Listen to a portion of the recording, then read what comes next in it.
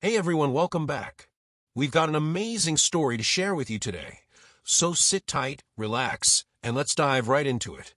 You never really think betrayal will come from the people you trust most, until it does. For most of my life, I thought being loyal and patient was what made a good man. I never thought it would be the reason I got hurt the way I did. My name is Cole Anderson. I met Jenna during my junior year of college. We were both in this huge lecture about human behavior, one of those classes where the professor talked for hours and half the room was asleep by the end. She sat near me almost every day.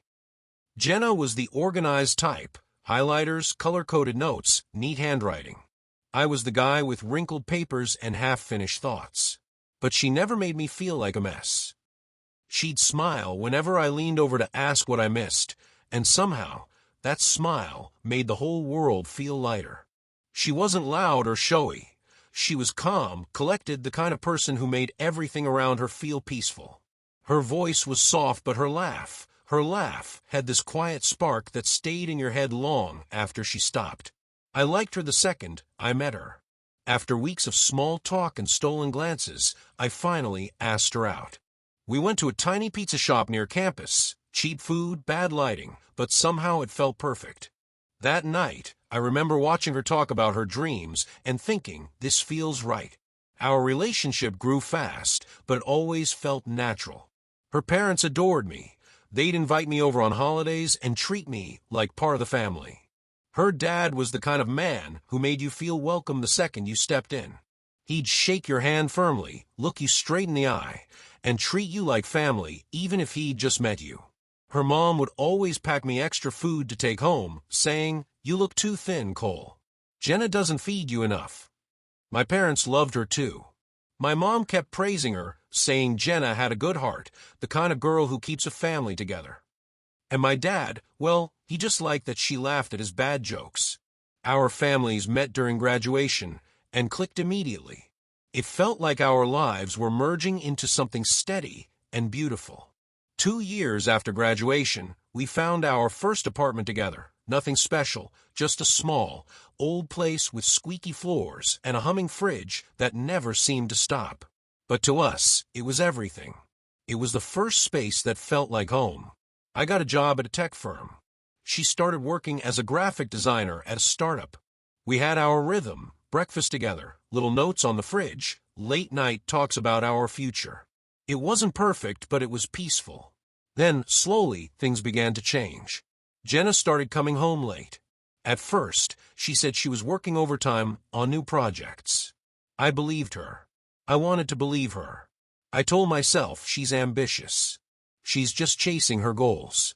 But the late nights became routine, and the explanations became shorter. Sometimes, she didn't even bother explaining. Around that time, my brother Daniel started coming around more often.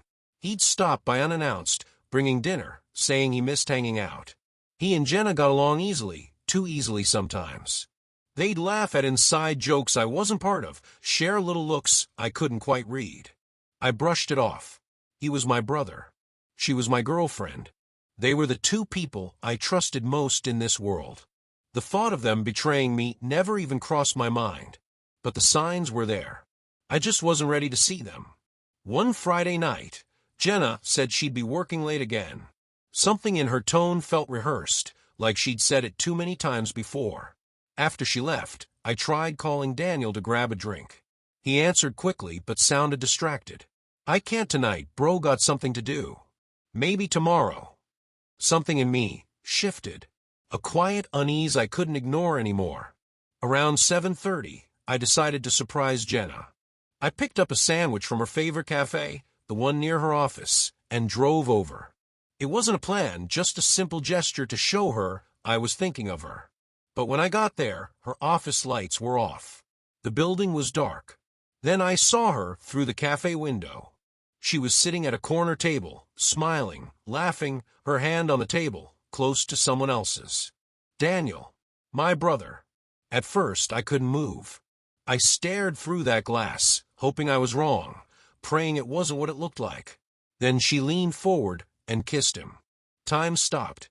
Everything in me went quiet. My hands were shaking when I pulled out my phone and snapped a photo. I don't even know why. Maybe because a part of me still needed proof that the people I loved most could really do something like this. I didn't walk in. I didn't confront them. I just stood there for a long moment, watching the life I built fall apart right in front of me. Then I got in my car and drove home in silence. That drive felt endless. Every red light felt like it was mocking me. When I got home, I sat in the dark for hours, phone in hand, staring at that photo, her laugh, his face, the truth I could never unsee. But I didn't say a word. Not that night. Not the next day. I needed to be sure. I needed more than one picture. Because if I confronted them, and somehow I was wrong, I'd lose them both anyway. So I waited. I watched. Every late night at work. Every client dinner. And each one lined up perfectly with Daniel's sudden plans. It was all right there. I just hadn't wanted to see it. Then one afternoon, everything came crashing down. I got home earlier than usual. The door wasn't locked, just slightly open. At first, I thought maybe she forgot to close it. I pushed it gently. And there they were.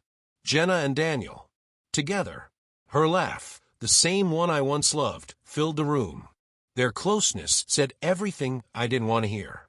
They didn't see me, and I didn't say a word. I turned around, closed the door softly, and walked away. That silence, it was louder than any shouting could have been. I spent the next few days pretending nothing had changed. But something inside me broke in a way I can't explain. Every time she spoke to me, I could hear the lie in her voice. Every time Daniel texted, I felt disgust instead of love.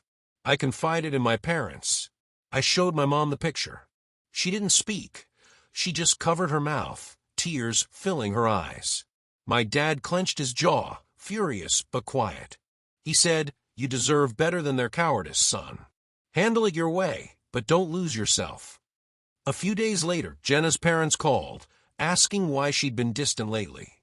I couldn't tell them the truth yet, not over the phone. They had welcomed me like family. They didn't deserve a heartbreak. But part of me wanted them there when everything finally came out. So the following weekend, I invited everyone, Jenna, Daniel, and both our families, over for dinner. I told Jenna I wanted a small gathering to celebrate new beginnings. She smiled, thinking it was something sweet. When they arrived, the room felt heavy, even though no one knew what was coming. My mom barely looked at Daniel.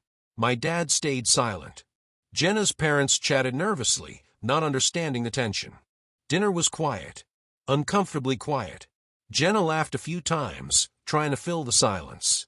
Daniel avoided my eyes. Then I reached into my pocket and placed my phone on the table. The photo, the one from the cafe. The room froze. No words, no excuses, just the truth, staring back at everyone.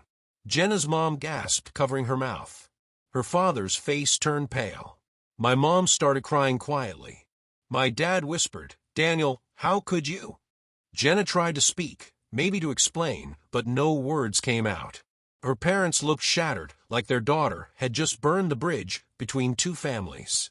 I stood up, looked at both of them, and said quietly, I didn't want to believe it. I tried not to. But now, there's nothing left to say. I turned to the door, opened it, and said, "Get out." Simple. Calm. Final. She hesitated, tears in her eyes, but I didn't move. She grabbed her bag and left. Daniel followed, silent, ashamed, small. The silence that filled that room afterward was unbearable.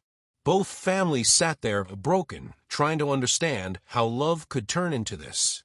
Jenna's mom apologized over and over. My mom hugged her, crying too. It wasn't anger anymore, just sorrow. It's been 2 years since that night. Our families still talk, but it's never the same. Daniel moved away.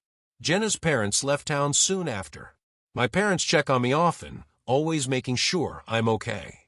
And I've learned something important. That betrayal doesn't break you all at once.